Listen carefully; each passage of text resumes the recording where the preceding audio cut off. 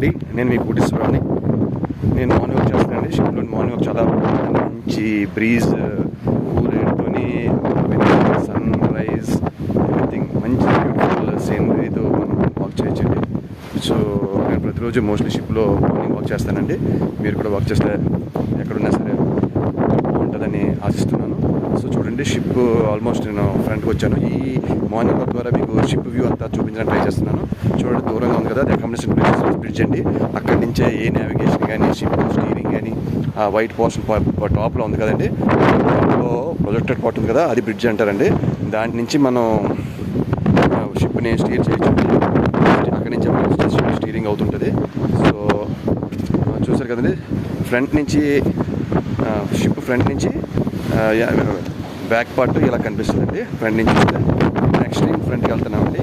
అక్కడ కూడా మీరు యాంకరింగ్ అంటే షిప్ని ఎలా హోల్డ్ చేస్తారు అన్నది మనం ఫ్రంట్ పార్ట్ నుంచి తెలుసుకోవచ్చండి. ఇప్పుడు మనం పైకి వెళ్తున్నామండి.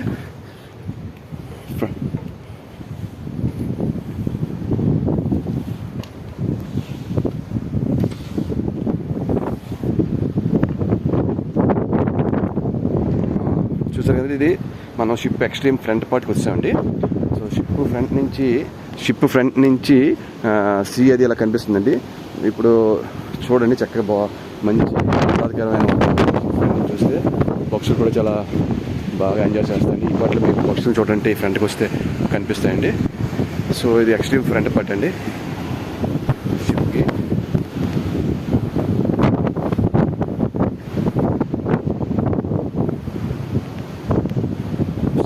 షిప్కి ఎక్స్ట్రీమ్ ఫ్రంట్ పార్ట్ అండి ఇది.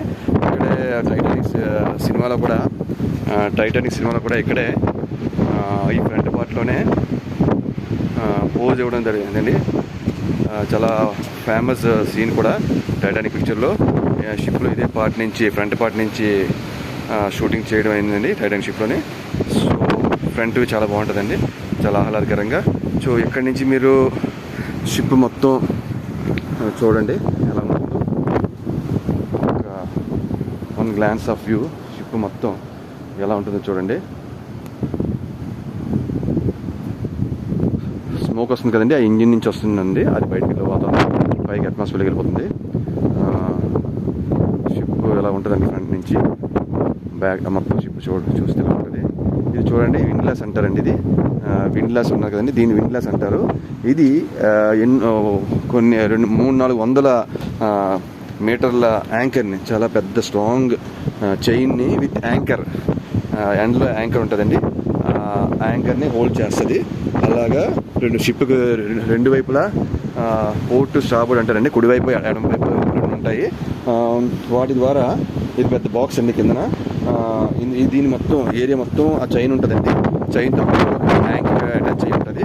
ఇప్పుడు షిప్లో పొజిషన్లో దాన్ని హోల్డ్ చేయాలంటే ఈ విండ్లెస్ ద్వారా, ఈ మోటార్ ద్వారా మనం ఈ చైన్ని అండ్ యాంకర్ని మనం సముద్ర గర్భంలో కంటే సముద్ర తీరంలో అంటే కొన్ని 100-150-200 మీటర్ల అడుగున్న లోతు మీన్స్ డెప్త్ ఉన్న ప్లేస్లో మనం షిప్ని ఒక ప్లేస్లో హోల్డ్ చేయొచ్చండి.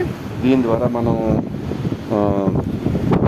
ఆ యాంకర్ విత్ చైన్ కిందకి దింపి షిప్ని ఒక ప్లేస్లోని మనం హోల్డ్ చేయొచ్చండి. మూమెంట్ వద్దనుకున్నప్పుడు యాజ్ పర్ కోర్స్ రిక్వైర్మెంట్స్ మనం షిప్ని ఒక స్టడీ పొజిషన్ పెట్టడానికి ఈ యాంకర్ విత్ చైన్ యూజ్ చేస్తారండి. సో చూసారు కదండి.